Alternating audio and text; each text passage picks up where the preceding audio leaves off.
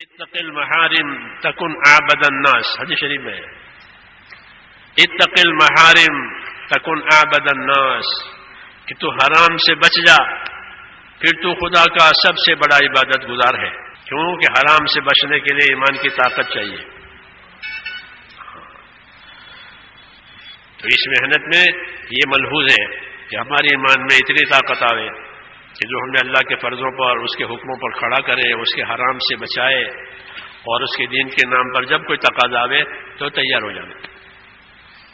اتنا تعلق پیدا کرنا ایمان کے ساتھ، اور اپنی ذاتی زندگی کو دیندار بناتے ہوئے اپنے ماحول کو بھی دیندار بنانا ہے۔ ہمارے گھروں کا ماحول دینی بنے،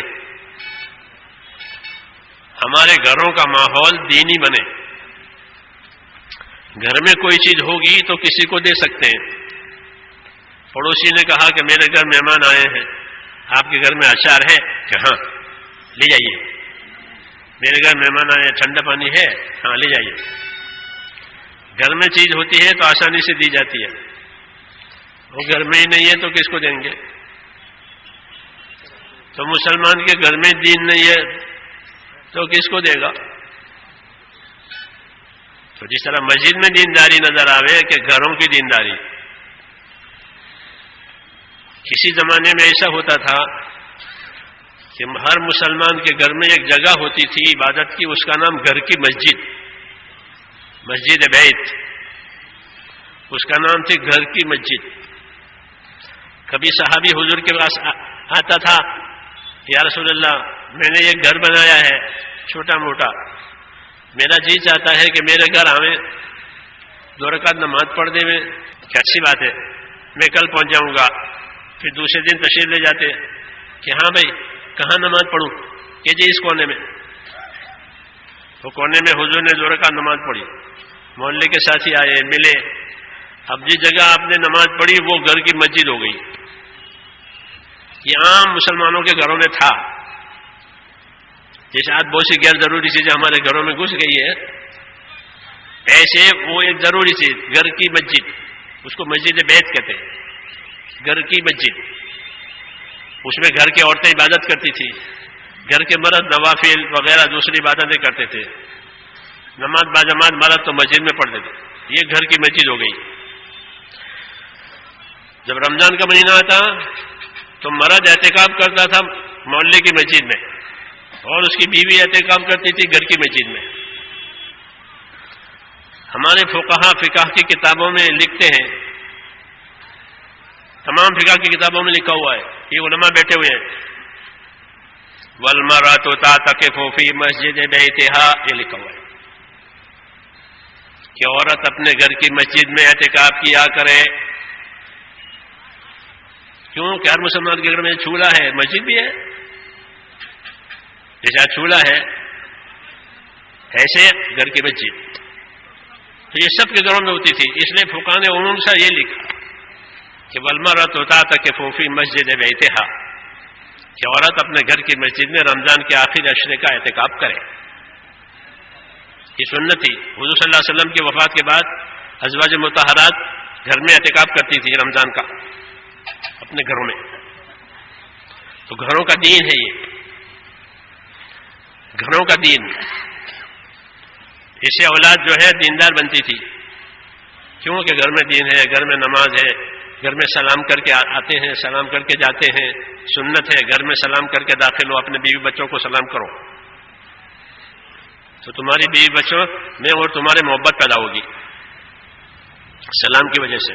سلام کا اثر ہے یہ کہ گھر میں سلام کر کے داخل ہو، سلام کر کے گھر میں سے نکلو، تو تمہارے درمیان میں اور تمہارے فقہاء یہ لکھتے ہیں کہ تمہارے درمیان میں، تمہاری بیوی بچوں کے درمیان میں محبت پیدا ہوگی۔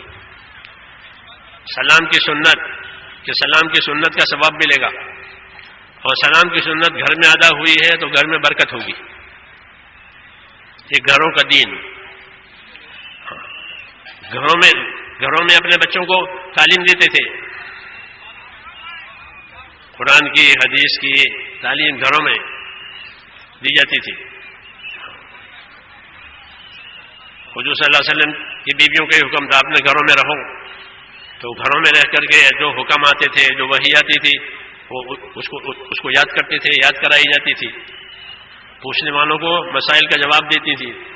تو گھروں کا دین، ان کے گھروں میں دین ہے، وہ گھروں کا دین نکل گیا ہے. اس محنت کے ذریعے سے یہ لانا ہے. اس کا پہلا قدم گھر کی تعلیم جو آپ نے سنی ہے وہ اس کی ابتدا ہے. باقی اصل کہ گھروں کا معاشرہ، گھروں کا ماحول ہمارا دینی بنے.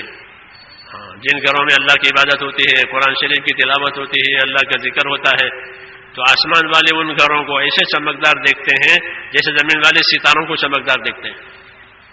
اس کا نور ہے. نہیں تو گھروں کے اندر ظلمت آتی ہے، پھر جھگڑے ہوتے ہیں، پھر لڑائیاں ہوتی ہیں. کیوں کہ اندر بے دینی آ گئی ہے. یا ایھا الذین آمنوا قوا انفسکم واہلیکم نارا، اے ایمان والو اپنے آپ کو، اپنے گھر والوں کو دوزخ کی آگ سے بچاؤ.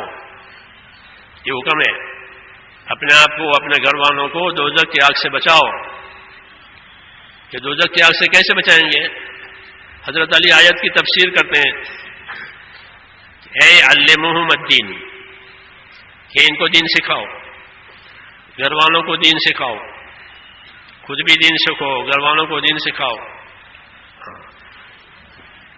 دین کی ضروری باتیں یہ اپنے گھر والوں کو سکھانا ضروری ہے. طہارت کے، پاکی کے مسائل کو دوسرا آدمی ہمارے گھر والے کو سکھانے نہیں آئے گا، آپ کو سکھانے پڑیں گے کہ پاکی کے یہ مسائل ہیں، حید نفاس کے یہ مسائل ہیں، غسل کے یہ مسائل ہیں، یہ بتانا پڑے گا. نہیں تو وہ بے خبر ہے. تو گھروں کی تعلیم اس کی بنیاد ہے کہ اس طرح سے گھروں میں دینداری آوے، گھروں میں حقوق کی ادائیگی، گھروں میں خدمت گزاری، کہ اسے میل محبت پیدا ہوتی ہے. یہ کام جس کی رہبری کے لیے ہے کہ ہمارے اندر، ہمارے گھروں کے اندر، بچوں کے اندر دین آوے. امام غزالی رحمۃ اللہ علیہ نے لکھا ہے کہ اولاد اللہ کی امانت ہے. لوگ اولاد کے لیے ترستے ہیں، جن کی اولاد نہیں ہوتی وہ ترستے ہیں کہ دعا کرو ہماری گود خالی ہے، دعا کرو ہمارا گھر خالی ہے، اولاد مل جائے، اللہ اولاد دے. تو اولاد نعمت بھی ہے، لیکن اولاد امانت ہے. یہ اولاد امانت ہے. اس کو کہاں لگایا؟ یہ عبادت کے لیے اللہ نے اس کو پیدا کیا تھا. بیٹا بیٹی عبادت کے لیے پیدا ہوئی تھی.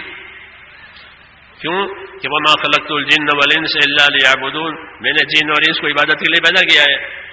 تو جو بیٹا بیٹی پیدا ہوئی وہ عبادت کے لیے پیدا ہوئی ہے. کہاں لگایا اس کو؟ اس کی صلاحیت کو کہاں لگایا؟ کیا اس کا جواب دینا